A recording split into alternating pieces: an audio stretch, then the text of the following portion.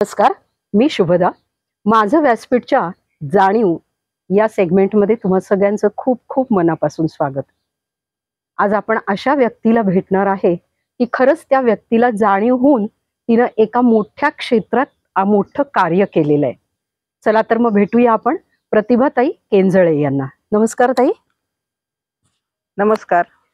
ताई, आमच्या प्रेक्षकांना जरा तुमच्याबद्दल थोडक्यात सांगाल? माझं नाव सौ प्रतिभा उल्हास केंजळे. इथे आम्ही मुळशी तालुक्यामध्ये मतिमंद मुलांसाठी निवासी शाळा चालवतो. जी शाळा तुम्ही चालवताय, काय हेतू तुमच्या पुढे होता? हेतू म्हणजे माझा मुलगा मतिमंद आहे आणि तो 2 महिन्याचा असतानाच मला समजलं की हा मुलगा मतिमंद आहे, की ज्यावेळी मतिमंद हा शब्द पण कधी ऐकला नव्हता. पण धाडस केलं आणि मग त्याची ट्रीटमेंट सगळी सुरू केली. जे जे काय डॉक्टर सांगतील त्याप्रमाणे सगळं केलं. सगळे दवाखाने झाले, सगळं झालं. पण 11 वर्षाचं होईपर्यंत त्याला काहीच करता नाही आलं, चालता नाही आलं, बोलता नाही आलं. पण एक वेळ अशी आली की जेव्हा आम्ही पौडला राहत होतो आणि हे शिक्षक होते, अंधगाव नावाचं गाव आहे मोठ्याजवळ, लवासाच्या तिकडे. तिथे जिथे आम्ही पौडला राहत होतो तिथे घरात शेजारी शाळा होती, मराठी शाळा. आणि मग दप्तरात पाटी घालायचा आणि शाळेत जाऊन बसायचा. तेव्हा असं वाटलं की ह्याला शाळा असायला पाहिजे. आणि ते गुरुजी पण इतके चांगले होते, पाटील नावाचे. तो एखाद दिवशी शाळेत गेला नाही की त्याला न्यायला यायचे की आमचा आज विद्यार्थी कुठे गेला म्हणून. अरे वा. आणि मग त्याच्यामुळे असं वाटलं की ह्याला शाळेची गरज आहे. पण पुण्याला शाळेमध्ये मी त्याला घेऊन जाऊ शकत नव्हते एकटी, कारण मी दिवसभर काय करणार होते, त्याला जाणं आणि आणणं परत. म्हणून मग असा विचार केला की आपणच चालू करूया. अवघड होतं फार, पण पौडला आधी प्रयत्न केले, पण पौडच्या लोकांनी फारसा काही उत्साह दाखवला नाही. मग पिरंगुटच्या लोकांनी म्हणले आपल्या इथं चालू करूया म्हणून. आणि असं मग आम्ही एक भाड्याचे 2 खोल्या घेतल्या आणि पिरंगुटला चालू केली शाळा. बरोबर. ही जे राज्यातली निवासाची सोय असलेली पहिलीच शाळा आहे आमची. अरे वा. पण मग पुण्यातली पहिली की महाराष्ट्रातली पहिली? महाराष्ट्रातली पहिली. अरे वा, खूप छान. पण मग हे शाळेकडे कशा वळालात तुम्ही? म्हणजे काय लक्षात आलं तुमच्या की मुलासाठी म्हणून शाळा सुरू करावी? म्हणून मग त्याला, कारण मुंबईला प्रवेश मिळणं शक्य नव्हतं. नागपूर खूपच दूर आहे आपल्यापासून. बरोबर. म्हणून मग असा विचार केला की आपण चालू करूया. आणि म्हणजे शिक्षण क्षेत्रातला यांना तसा अनुभव होता, कारण शिक्षकच होते स्वतः. बरोबर. म्हणून मग चालू करूया असा विचार आला मनामध्ये. आणि मग तो अंमलात पण आणला. पहिले 6 महिने डे स्कूल होतं, कारण पिरंगुट गावातच 10 मुलं होती. ती रोज यायची जायची. आणि मग गावातल्याच एक रायरीकर नावाच्या बाई होत्या, त्यांची बालवाडी चालवायच्या त्या बालवाडी चालवून परत या शाळेत यायच्या त्या. अच्छा. त्यांनी शेवटपर्यंत पहिल्या दिवसापासून रिटायर होईपर्यंत या शाळेमध्ये नोकरी केली. आणि आता किती मुलं आहेत शाळेमध्ये? 30 मुलं शाळेची आहेत आणि 30 मुलं प्रौढ आहेत. 6 ते 18 हा वयोगट शाळेचा असतो. 18 वर्षानंतर शाळेत नाही ठेवता येत. पण मग आमचा शेती प्रोजेक्ट आहे, त्याच्यामध्ये ते 18 वर्षापासून मग शेवटपर्यंत सांभाळतो आम्ही त्यांना. अच्छा. म्हणजे 18 वर्षाच्या पुढची ती शेती प्रोजेक्ट मध्ये काम करतात. शेती प्रोजेक्ट मध्ये काय काय असतं? सगळ्या प्रकारची झाडं आहेत, सगळ्या फळांची झाडं आहेत. पुन्हा काही झाडांची स्वच्छता करणं, झाडांना पाणी देणं. नर्सरी पण करायचो आम्ही पूर्वी. नर्सरीत सगळी निगा मुलं राखायची.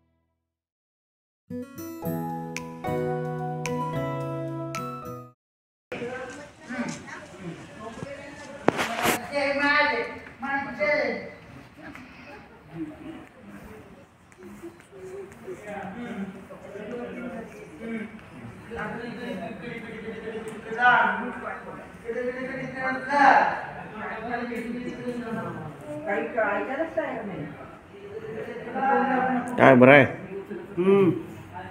काय नाव?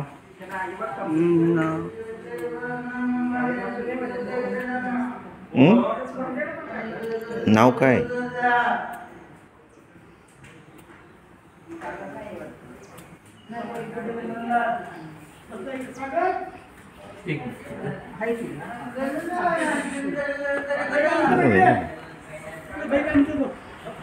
काय झालं? पिशवी भरली का? ओके.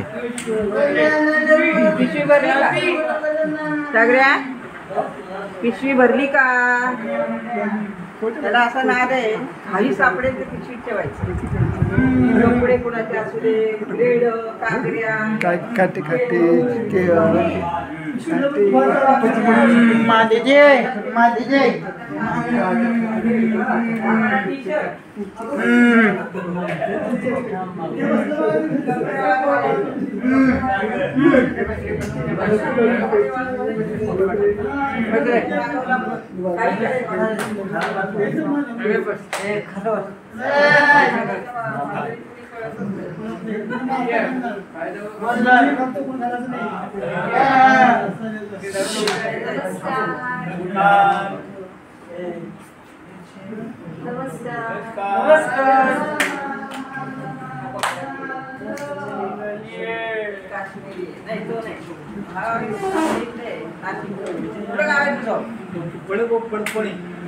पुढे कुठलं?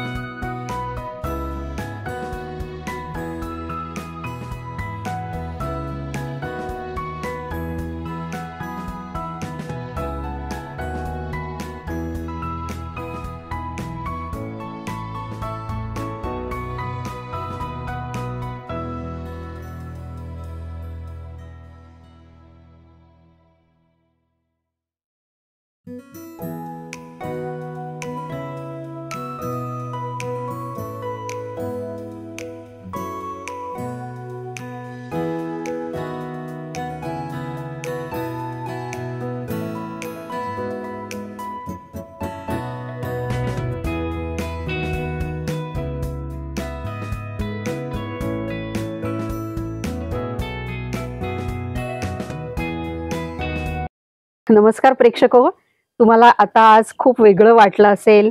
म्हणजे सिटिंग अरेंजमेंट पासून खूप वेगळं वेगळं दिसत असेल तुम्हाला, पण पावसामुळे आणि काही अपरिहार्य कारणामुळे आम्हाला शूटिंग पहिल्या एपिसोडचं तिथेच थांबवायला लागलं आणि आता आम्ही परत प्रतिभाताईंबरोबर शूट सुरू करतोय. आज वटपौर्णिमा आहे आणि मला वाटते आज पाऊस नाहीये, त्यामुळे आज आमचं हे शूट नक्कीच पूर्ण होईल. चला तर आपण आपल्या ताईंकडे वळूया आणि त्यांना आपण आपल्या काही मनातले जे प्रश्न आहेत ते विचारूया. ताई नमस्कार, परत एकदा तुमचं नमस्कार. खूप खूप मनापासून स्वागत. धन्यवाद. ताई मला एक सांगा की पूर्वीची जी लोक मदत करायची किंवा मदत मिळायची अशा शाळांना आणि आत्ताची मदत याच्यामध्ये तुम्हाला काय फरक वाटतो?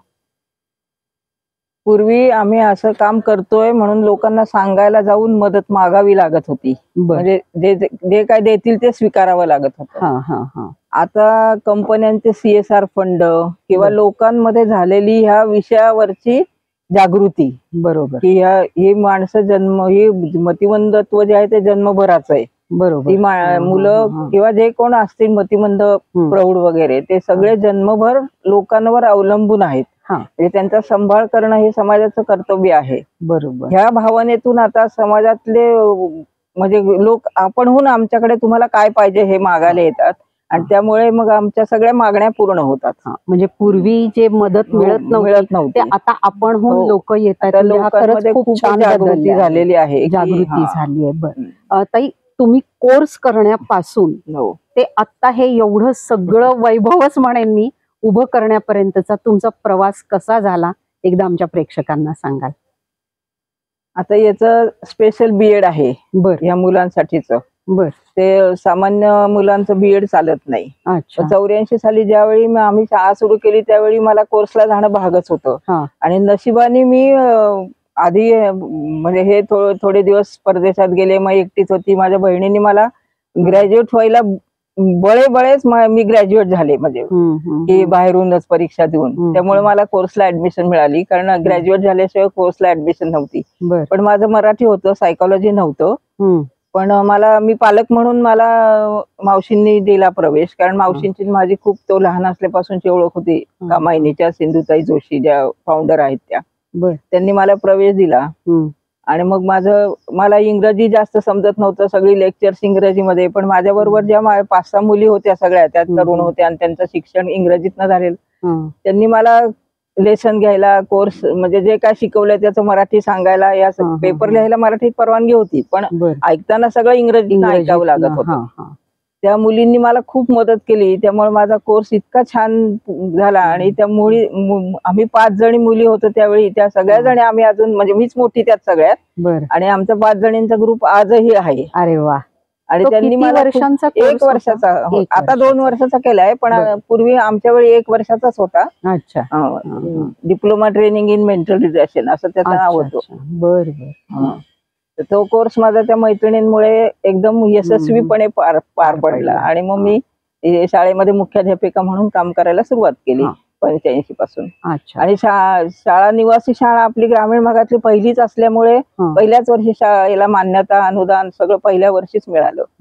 पण 20 मुलांच्या मान्यतेशिवाय मिळत नाही, म्हणून आधी 10च मुलं होती ना डे स्कूलला, म्हणून दिवाळीनंतर आम्ही निवासाची व्यवस्था केली तिथेच. म्हणजे घरात आम्ही सगळे एकत्रच राहायचो, मुलं आणि आम्ही सगळे एकत्र. मी संध्याकाळी 7 वाजायची मला यायला, हे पण शाळेतून तेव्हा 7 वाजेपर्यंत यायचे. पण तेव्हा माझ्या सासूबाई होत्या राहिल्या, मग स्वयंपाक वगैरे पण करायच्या मुलांसाठी. त्या तेव्हा किती मुलं होती? तेव्हा 20 होती मुलं. म्हणजे 10 मुलं शाळेतून घरून यायची आणि 10 मुलं आम्ही सांभाळली होती. अशी 20 मुलांची शाळा झाली आमची. बरोबर. आणि आता किती मुलं 30 आहेत, पण तेव्हा आम्हाला 40ची मान्यता होती, तर आम्ही 50 मुलं सांभाळायचो, कारण निवासी शाळाच नव्हती कुठे. बरोबर. पहिलीच होती ना, ग्रामीण भागात तर नव्हतीच म्हणजे. आणि जेव्हा ऑफिसमध्ये माणसं विचारायला जायची तेव्हा त्यांना समजायचं, किंवा कामायनीमध्ये गेले तर त्यांना समजायचं की निवासाची सोय असलेली शाळा अमुक ठिकाणी आहे. बरोबर. पण मग जागा पण कमी पडायला लागली, पाणी लांबून आणावं लागत होतं. शिपाई आणायचा पण कावडीनी पाणी, आता कोणी करणार नाही, अशी कामं तेव्हाच्या लोकांनी केलेली आहेत. बरोबर. आणि मग तिथेच लोक त्रास पण त्या मानाने देत होते. त्याच्यामुळे मग आम्ही जागा घेतली 10 गुंठे, आणि तिथेच म्हणजे पूर्वीच्या काळी होत्या तशा झोपड्या उभ्या केल्या. कारवी आणायची जंगलातनं. आमचे एक शिपाई होते, ते वर जंगल होतं, तिथनं ते घायपाताचे बांबू आणायचे, कोरच करायचे सगळं. तेव्हा इतकी वाहतूक असं काहीच नव्हतं ना, शांत होतं सगळं. त्यांनी छान झोपड्या उभ्या केल्या. मग एकदा इन्स्पेक्शनला साहेब आले तेव्हा सगळं स्वच्छ होतं, सारवलेल्या झोपड्या. शिक्षक मिळून आम्ही सगळ्यांनी सारवायचो, सगळं छान ठेवायचो. त्याच्यावर वेल केले होते भाज्यांचे झोपड्यांवर, दिसायला एकदम सुंदर होतं, सगळ्यांना आवडायचं. आणि साहेब म्हणले आम्ही काय तुम्हाला झोपड्यांमध्ये राहायला पैसे देतो का? तर दुसरे साहेब होते ते म्हणले ते स्वच्छ किती आहे ते बघा. बरोबर. सिमेंटच्या इमारतीमध्ये सुद्धा असं स्वच्छ सापडणार नाही की स्वच्छता इथे आहे. बरोबर. पण ते काय झालं नाही. पुन्हा आम्ही पिरंगुटला आलो. मग राहायचो आम्ही तिकडे. आणि आमचं राहायचं घर पण अर्धी भिंत सिमेंटनी बांधलेली, वर सगळं तट्ट्या अशीच होती, बांबूचे लावलेले तट्ट्या असं. पण भीतीचं काही कारण नव्हतं, कधी भीती वाटलीच नाही आम्हाला कशाची. आणि आता जे हे एवढं मोठं आपण बघतोय, प्रेक्षकही बघतात, हे किती साली तुम्ही इथे आलात? इथे आम्ही 6 साली आलो. म्हणजे मी 5 साली रिटायर झाले. तोपर्यंत शाळा तिकडे होती आणि प्रौढ मुलं इथेच राहत होती. पलीकडची जागा ती आधीच आम्ही घेतली होती. प्रौढ मुलं तिथे राहते, कारण दोघांना एकत्र ठेवता येत नाही. अनुदानित शाळा आणि प्रौढ मुलं असं एकत्र ठेवता येत नाही, म्हणून तिकडे एकदा श्रीनिवास पाटील आले, आयुक्त होते तेव्हा आणि कलेक्टर पण होते. आणि मग त्यांनी ते म्हणले झोपायला जागा नव्हती मुला, म्हणजे झोपड्या काय आहेत म्हणलं, फंड नाहीत आमच्याजवळ म्हणून. तसे मध्ये मध्ये आम्ही एक ते ह्याला डोम बनवतात की नाही पाबळला, बरोबर, त्यांच्याकडनं ते डोम पण बनवून घेतले होते आम्ही. त्यामुळे ते पण छान दिसायचं. झोपडी काढायची आणि डोम बनवायचा, जसे पैसे मिळतील तसे. असे 3 डोम बांधले आम्ही वर्गासाठी म्हणून. पण झोपायला मुलांना मोठी हेच होती, झोपडीच होती. म्हणजे मग श्रीनिवास पाटलांनी इथल्या तहसीलदारांना सांगितलं काही करा पण हॉल बांधून मिळाला पाहिजे ह्यांना. मग इच्छा माझी पुरी करायचा प्रयोग केला आणि त्याच्यामध्ये मिळाले पैसे. मग कोणी सिमेंट दिलं, कोणी विटा दिल्या, कोणी फरशी दिली, असं करून मग तो 65 बाय 35 असा एवढा मोठा हॉल श्रीनिवास पाटलांमुळे बांधून झाला. वा. आणि मग त्याचं उद्घाटन पुढच्या वर्षी त्यांच्या हस्तेच आम्ही केलं. अरे वा. त्यामुळे ते बरेच दिवस आमच्या संपर्कात होते. म्हणजे कुठेही बक्षीस समारंभाला असले की त्यांना आनंद वाटायचा, अरे वा पिरंगुटला बक्षीस म्हणून. खूप छान. त्यामुळे त्यांची खूप मदत झाली. अशी अजून सगळ्यांचे हातभार लागले म्हणून आपण म्हणूया हे वैभव. म्हणजे तुमचे तर कष्ट आहेच आहेत, पण सगळ्यांच्या हातभारांनी हे उभं राहिलं. पण अनुदान तुम्हाला जे मिळतं ते वेळेवर मिळतं का? त्याच्याविषयी काही नाही बोललेलं चांगलंय असं मला वाटतंय. बरं ताई, आम्हाला वेळेवर मिळत नाही, पण त्याच्याविषयी नाही बोललेलं चांगलं काही. ताई आम्हाला एक सांगा की प्रौढ मुलं, मोठी मुलं आणि छोटी मुलं त्यांना सांभाळण्यामध्ये काय तुम्ही चॅलेंजेस तुम्हाला येतात? आता छोटी मुलं म्हटलं 6 वर्षाचा जर मुलगा आला तर शाळेपर्यंत 18 वर्षाचा होईपर्यंत त्याच्याजवळ जेवढं आहे तेवढं आपल्याला डेव्हलप करता येतं, जे त्याला येते. आता ती माझी 10-12 मुलं तर बाहेर नोकऱ्या करतायत. बर. स्वतःच्या पायावर उभी आहेत ती. काहींची लग्न सुद्धा झाली आहेत, काहींनी स्वतःची घरं घेतली आहेत. कारण ते लवकर शाळेत आले आणि ते बॉर्डरवरचे होते. त्यामुळे त्यांना म्हणजे शिकवायला आणि त्यांना उभं करायला शिक्षकांची खूप मदत झाली आणि ते झाले पण तसे. त्यामुळे ती मुलं तर स्वतःच्या पायावर उभी आहेतच. पण ही काही मुलांना काय त्यांनी शाळेतच घातलेलं नसतं. सगळ्यात पालकांचा ऍक्सेप्टन्स हा सगळ्यात महत्वाचा आहे की माझं मुलं असं आहे ते स्वीकारत नाहीत. बरोबर. आणि मग त्याला आता एकतर शाळेमध्ये नापास करायचं नाही हे आहे. तो 5वी 6वी पर्यंत त्या शाळेत जातो, त्याला काहीच येत नाही, मग ते काढून टाकतात आणि मग समजतं की हा मुलगा आपला काहीतरी वेगळा आहे. तिथून पुढे मग तरी सुद्धा नाहीच, मतिमंद आहे हे स्वीकारत नाही. पण जेव्हा तो खूपच त्रास द्यायला लागतो किंवा मग आता पालकांना सांभाळणं त्याला मुश्किल होतो, तेव्हा मग ते काहीतरी जातात, दवाखान्यात जातात. मग तेव्हा त्यांना कळतं आपला मुलगा असा काहीतरी स्पेशल आहे आणि मग ते शाळेत घालतात. अशा मुलांना रुटीन नसतं. शाळेतून जी मुलं 18 वर्षाची झालेली आहेत ती आता इतकं छान काम करतात शाळेमध्ये 18 वर्षानंतर शाळेत. कारण ती 10-12 वर्ष इथे राहिल्यावर त्यांना घरी जायला आवडतच नाही ना. बरोबर. घरी मुलं मुळात म्हणजे घरी त्यांची भावंड त्यांच्याशी त्यांच्या लेवलला जाऊन खेळत नाहीत किंवा पालकांना वेळ पण नसतो, हेही आहे मुख्य. कारण ते बाकीचा सगळा संसार असतो. बरोबर. त्यामुळे ह्याच मुलांकडे नुसतं, आता आमचं काम तेवढंच आहे ना, त्याच मुलांकडे लक्ष द्यायचं, त्याला जे काय आवडतं ते द्यायचं. म्हणजे इथं जशी मुलं राहतात तेच आमचं ध्येय तेच आहे की त्या मुलांना सांभाळणं. बरोबर. तसं घरी होत नाही ना, त्याच्यामुळे मग ते त्यांना आवडतं इथे एकतर राहायला आणि फॅमिली अटॅचमेंट तुमच्याशी त्यांची झालेली आहे. आणि सगळ्या आपल्याला जसं आपल्या बुद्धीच्या पातळीचं किंवा आपल्या वयाच्या पातळीचं हे जसं आपल्याला ग्रुप लागतो, बरोबर, तसं त्यांनाही पाहिजे ना. अगदी की बरोबर. त्यांच्या लेवलचं जे आहे त्यांचं, त्यामुळे ते हम्म, मित्रमंडळ त्यांचं सगळं एकमेकांशी खेळणं, एकमेकांशी बोलणं, हे जे काय आहे ते त्यांना इथंच मिळतं ना. मिळतं, बरोबर. त्यामुळे मग ती शाळा आवडते त्यांना. आवडते आणि प्रौढ जरी झाले तरी मित्रमंडळ हो, आहे असते त्यांचे सगळं स्वतःच असतंच ते. हा काम करतोय मग मी पण करेन. पण मग अशी काही कामं करतात ना काम. झाडून काढतात, स्वच्छता करतात, झाडांना पाणी घालतात. पण मग आपणहून स्वयंपाक नाही, आपणहून करतात. एका मुलाला स्वयंपाकघरात काम करायला खूप आवडतं. भाज्या चिरतो, हो, टेबल पुसतो, त्याला तेच आवडतं करायला. एकाला कपडे वाळत घालायला आवडतात, दुसरं कुणी कपड्यांना हातच लावायचा नाही. अरे, त्यामुळे तो कपडे वाळत घालतो, मग त्याच्या वाटे कुणी जातच नाही.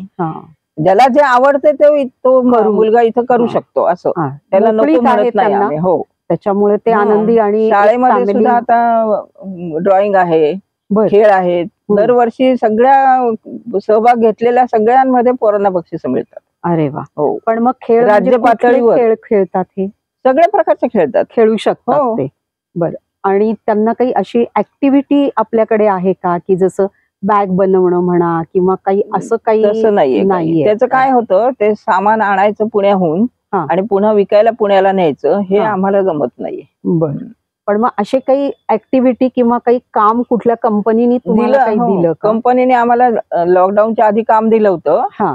सोपंच होतं, म्हणजे ते 4 दिवसासाठी दिलेलं काम 2 दिवसात मुलं संपवत होती. पण ते लॉकडाऊन नंतर बंद झालं. त्यामुळे आता जरी सोपं असेल तरी त्यांच्या दृष्टीने ते अवघड, पण तरी ते पटापट करायचे सगळं. 2 दिवसात एकदम पूर्ण. हो, आवडायचं त्यांना ते. त्यामुळे ते पण लॉकडाऊन नंतर बंद झालं ते. ताई, एवढी 60 मुलं आहेत आता इथे, मग कधी त्यांची पेरेंट्स मीटिंग किंवा ते भेटायला येऊ शकतात? कशी? छोट्या मुलांचं मीटिंग असते, छोट्या मुलांच्या पालकांची, कारण त्यांना सूचना असतात, काय असतं. पण प्रौढांचं पालक त्यांना जेव्हा हवं तेव्हा भेटायला येतात, कारण ती काही मुलं सुट्टीला, दिवाळीला वगैरे घरी जात नाहीत. म्हणजे ती इथेच असतात. कारण घरी म्हणजे तसं न्यायला कुणी पण नसतं, किंवा आई वडील नसले तर घरी भावंडांना वेळ नाही न्यायला वगैरे, म्हणजे सगळ्यांच्या अडचणी आहेत. त्यामुळे त्यांना सक्ती नाहीये. त्याला इच्छा आहे त्यांनी न्यावं 4 दिवस घरी, पण सक्ती नाहीये. लहान मुलांच्या शाळेच्या नियमाप्रमाणे सगळं व्हावं लागतं ना, शासनाच्या. बरोबर. मग यांच्या परीक्षा कशा असतात? त्यांना दिशा, राज्य सरकारच्या? नाही, दिशा नावाची जी एक आहे इन्स्टिट्यूट, त्यांनी त्यांच्यासाठी केलंय सिलेबस. त्याप्रमाणे सगळं होतं. शिक्षकांना ते सगळं माहिती करून घ्यावं लागतं आणि मग त्याप्रमाणे सगळं होतं. अच्छा. पण मग पासच करायचं, नापास करायचं नाही? पास वगैरे नापास असं काही नसतं. बरं. पण मग यांना काही ओळखायला पाहिजे असेल तर कसे हे शिकवतात शिक्षक? तर रंग शिकवायचा झाला तर सगळ्या रंगांची माहिती द्यायची.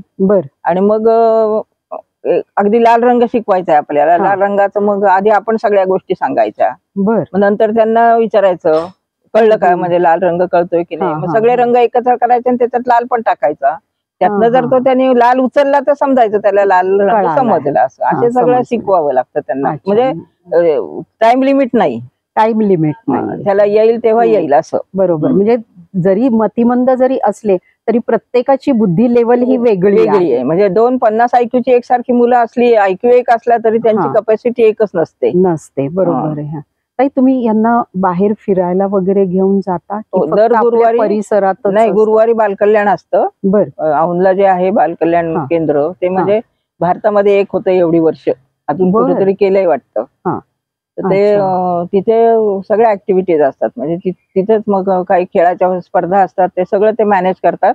फक्त प्रॅक्टिसला मग आपल्याला मुलांना घेऊन जावं लागतं. अच्छा. पण मग कसं तुम्ही घेऊन जाता? गाडी आहे ना आपल्याकडे. अच्छा. पण मग लिमिटेड मुलं असतात? नाही, मग त्या स्पर्धेमध्ये जेवढी मुलं, आता एखादी खेळाची स्पर्धा आहे किंवा कुठे बाहेर पळायची स्पर्धा आहे, त्याच्यात जेवढी मुलं कपॅसिटीची आहेत तेवढ्यांना घेऊन जायचं प्रॅक्टिससाठी. अच्छा. म्हणजे मग तिथे त्या परीक्षा पण तुम्हाला स्वतः जायला लागतं? मी नाही, टीचर घेऊन जातात. स्पोर्ट टीचर पण आहे आपल्याकडे, त्या घेऊन जातात. आता म्हणजे गेल्या वर्षामध्ये स्पर्धा होती की आळीपासून फुलपाखरू.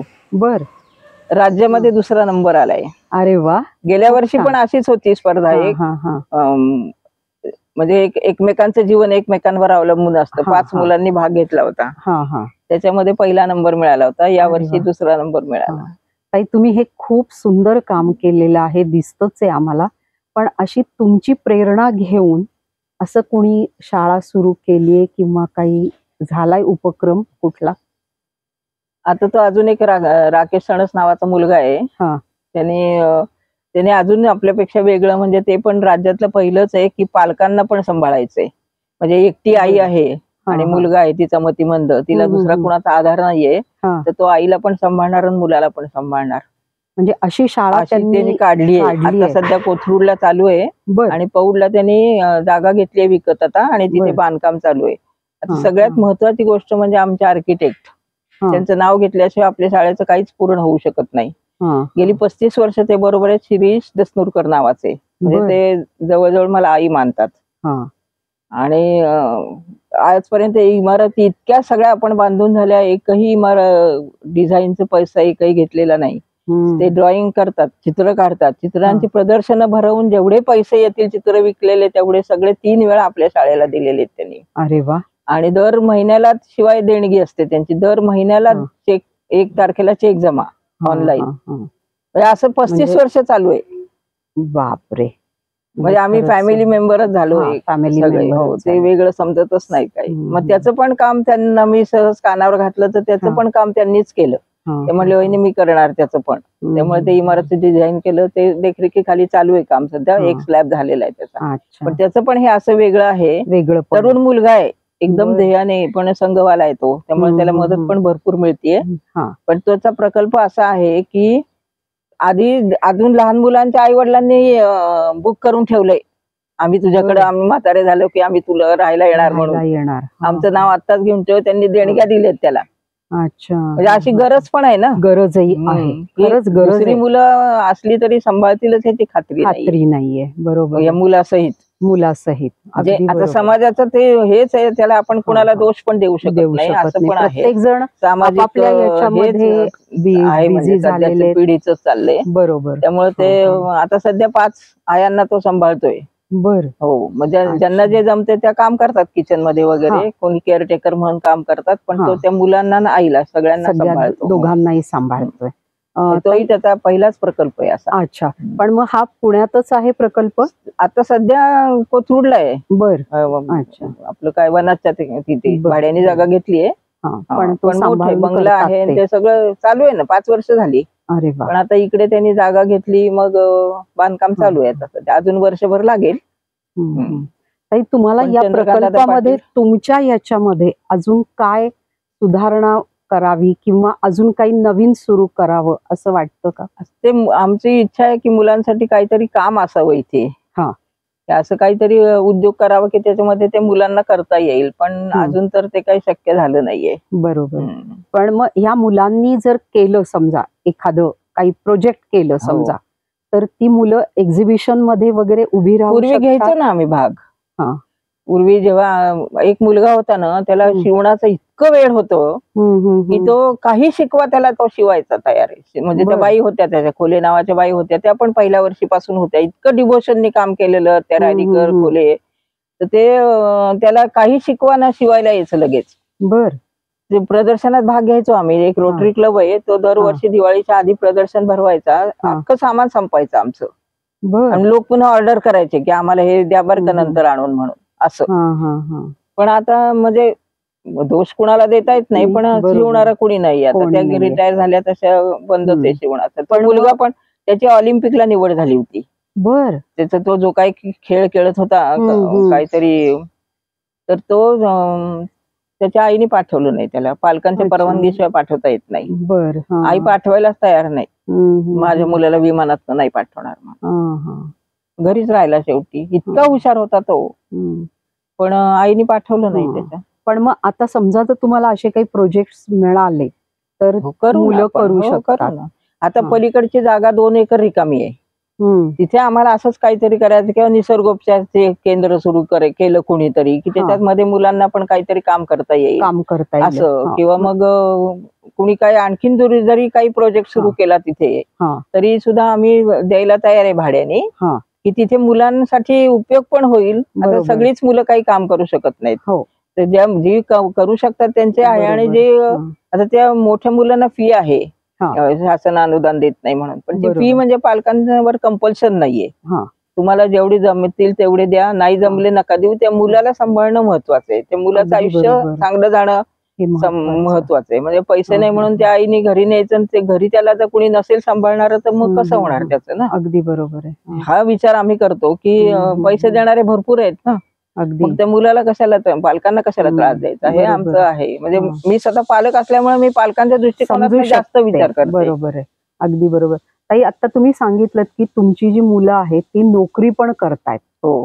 तर कुठे साधारणतः ही मुलं नोकरी तो करतात? एक मुलगा आहे, तो कार्पेट आहे ना आपलं कर्वे रोडचं, हा. संतोष अधिकारी नावाचा, हा. तो कार्पेट मध्ये नोकरी करतो. बर. येतात म्हणजे ती संपर्कात आहेत माझ्या, आणि ते हा. काय दरवर्षी आम्ही जानेवारी मध्ये स्पोर्ट्स देतो. हा. बर. पुणे जिल्ह्यातल्या सगळ्या मतिमंद मुलांच्या शाळा, बर. कारण 8 डिसेंबर जागतिक मतिमंद दिन असतो. बर. त्यामुळे सगळ्याच शाळा काही ना काहीतरी आयोजित करतात. तसं हा. आपण सगळ्यांचं झाल्यावर शेवटी आपण जानेवारीमध्ये हा. आपल्या शाळेमध्ये जवळजवळ 300-350 मुलं येतात. बर. त्यांचं सकाळी नाश्ता, जेवण आणि बक्षीस समारंभ करून मग घरी जातात. अच्छा. कुणी देणगीदार असतात त्यांनाच पाहुणे बोलवतो आपले हो. दरवर्षी देणारे. हा. एक भरपूर कंपन्या असतील. केस नावाची कंपनी आहे, ब्रिंटन कार्पेट हा. आहे. ते हा. दर महिन्याला धान्याचे पैसे देतात.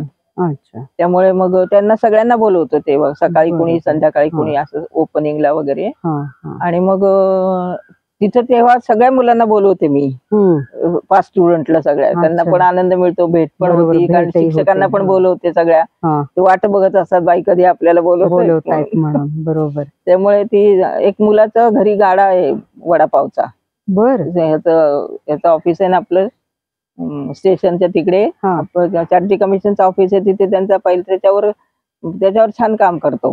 हा. म्हणजे जी झालेली एक मुलगा, आहे. हो, एक शिकून- मुलगा हॉटेलमध्येच काम करतो. बर. तोही टेबल पुसणं वगैरे असं सगळं करतो. हा, हा, हा. तो सातारा रोडवर हॉटेल आहे ते, हा. तिथे करतो. आणि बरोबर. परवाच भेटला होता. हा.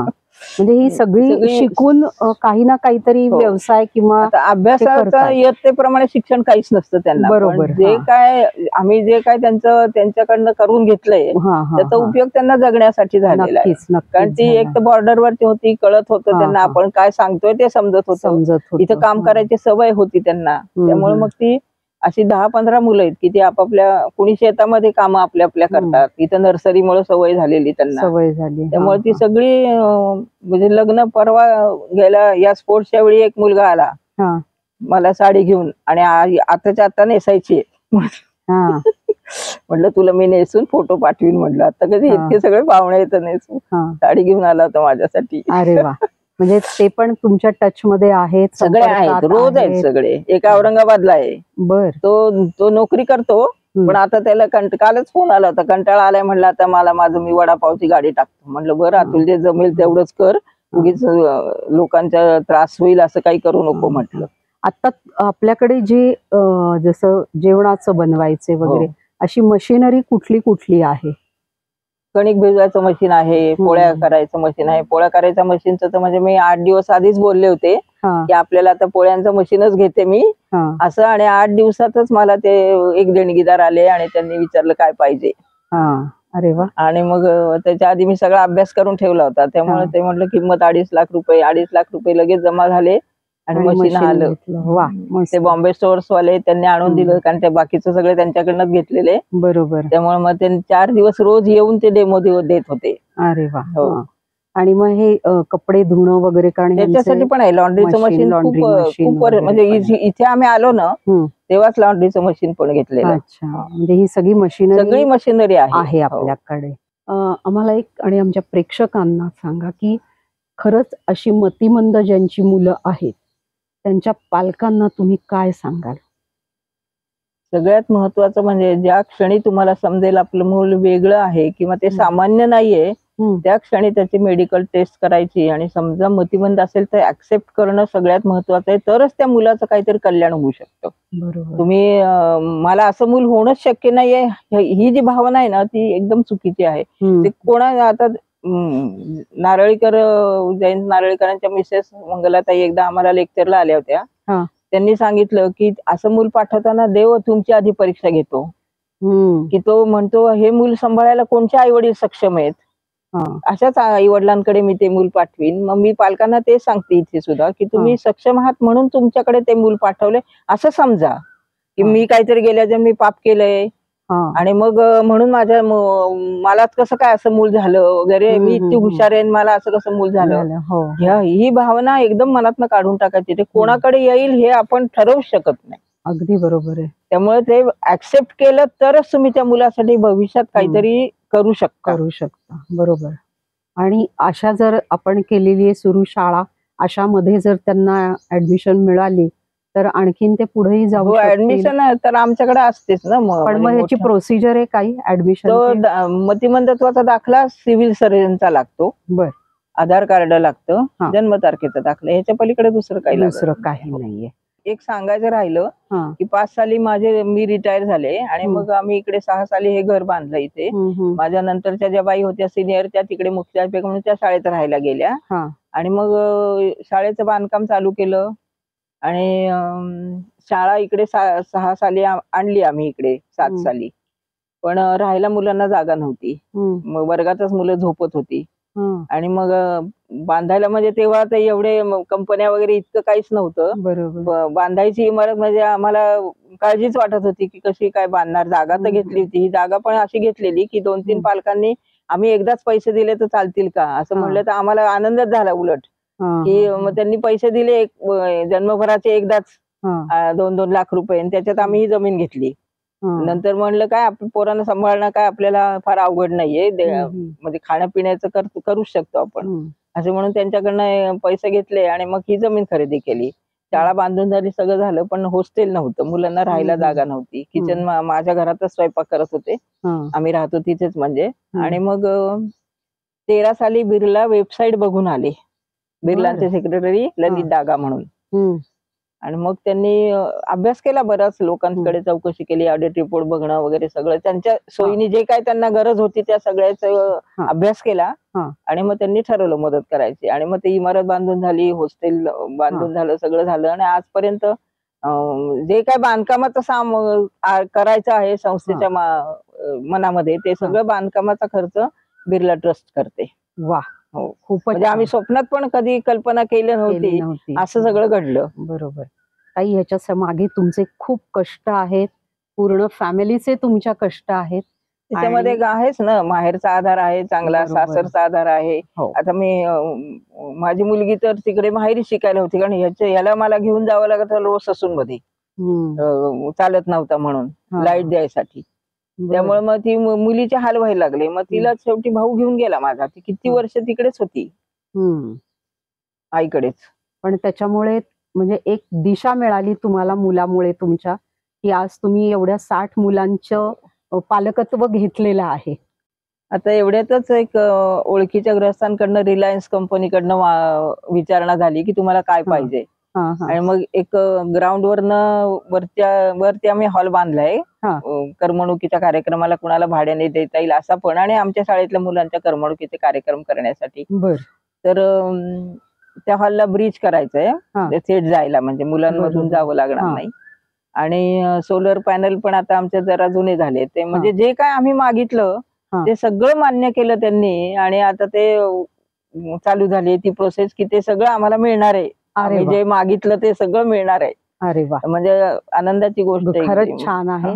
अगदी खूप खूप आनंद झाला की मागितलं ते सगळं कंपनी सारख्या दिलं. हो, खूप छान ताई, मस्त.